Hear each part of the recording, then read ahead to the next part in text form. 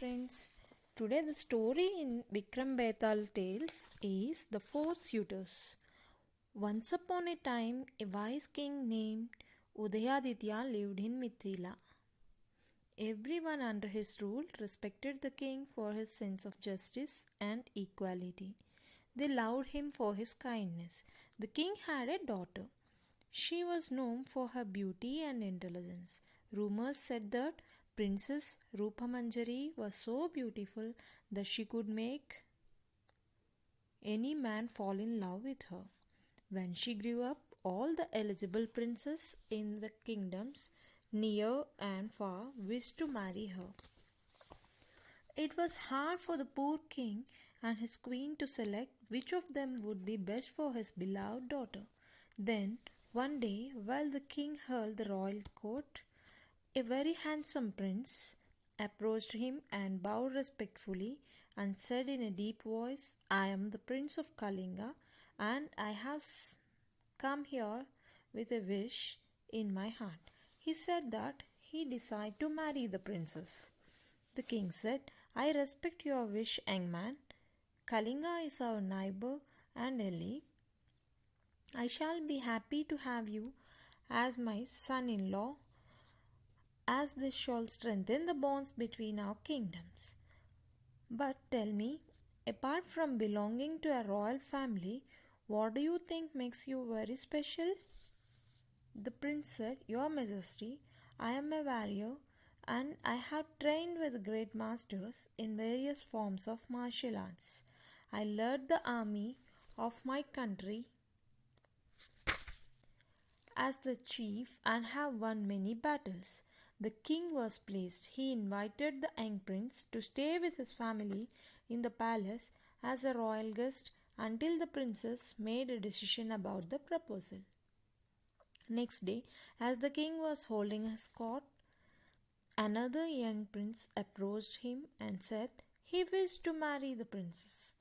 This young prince introduced himself as the Prince of Janakpura and said, "Your Majesty, I have read all the religious books. I have spent days searching for the truths of life and of the world.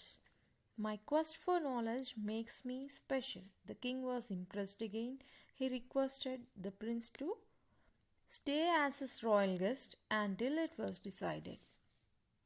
On the third day, another handsome prince approached the king and said he was from Vaishali.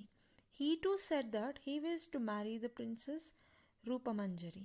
He said, "Your Majesty, I am gifted by Mother Nature. I can understand the long ways of birds and beasts. I understand their joys and their sorrows." The king admired his talent.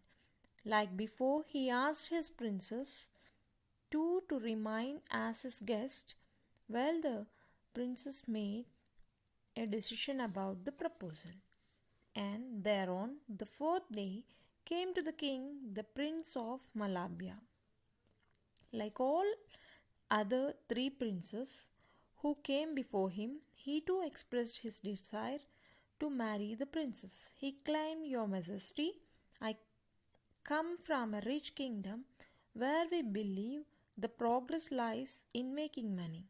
I am a skilled trader. I can make good use of wealth to generate more wealth." The king and his queen were confused as to which prince amongst the four would make the perfect groom for their daughter.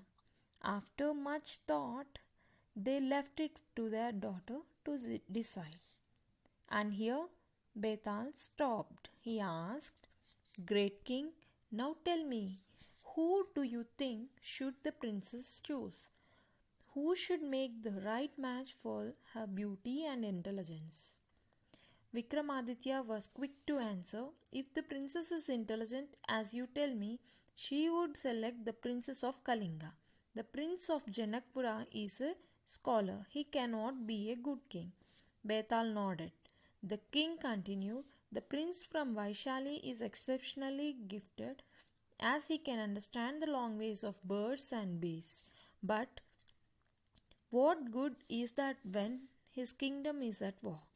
And as the Prince of Malabya, he, by virtue, is a businessman and no king.